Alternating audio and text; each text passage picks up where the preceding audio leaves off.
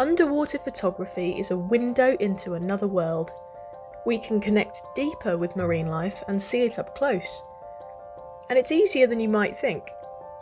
Today we're meeting up with Rebecca Douglas, a photographer and fellow wildlife advocate, to talk all things marine and about some of her latest finds around Kent. So thank you for coming to meet us today. It's an absolute pleasure to have you with us. We found out about you because of your amazing photography of some of the jellyfish that you found around the Kent coastline. Yeah. Can you tell us a little bit more about them? Gosh, it's been quite an exciting journey with them really. I've always had my eye on the water around Thanet because last year for the first time I bought underwater housing. Around the same time I spotted some jellyfish in the tidal pool at Walpole Bay. And I just wondered whether June is kind of the time that they start to bloom and you get more of them. And we were fortunate that the tide was quite nicely timed so that, you know, 3 hours where this tidal pool's covered. So I think it's just really connecting with nature in a very slow and purposeful way and being outside. For me, it was just, I was in my element, literally. I love being in water and being outside in nature.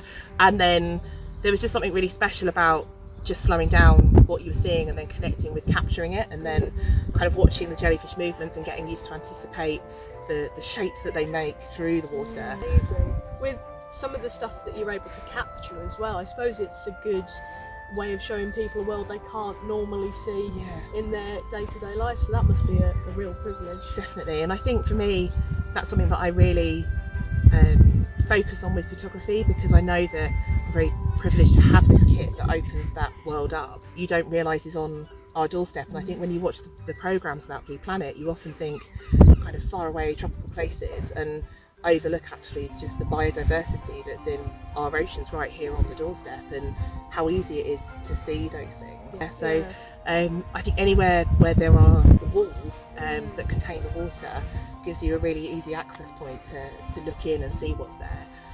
And then if you want to start capturing things, there's so many different ways that you can do it. There's amazing housing for mobile phones so that you can then capture pictures on your phone and video, or invest then in a kind of like entry-level action camera like a GoPro. Absolutely, it's an incredible tool and it's an absolute privilege to kind of have somebody that knows so much about it really. Yeah, so yeah, thank you for chatting to us. Pleasure. Let's get in the water. Yeah.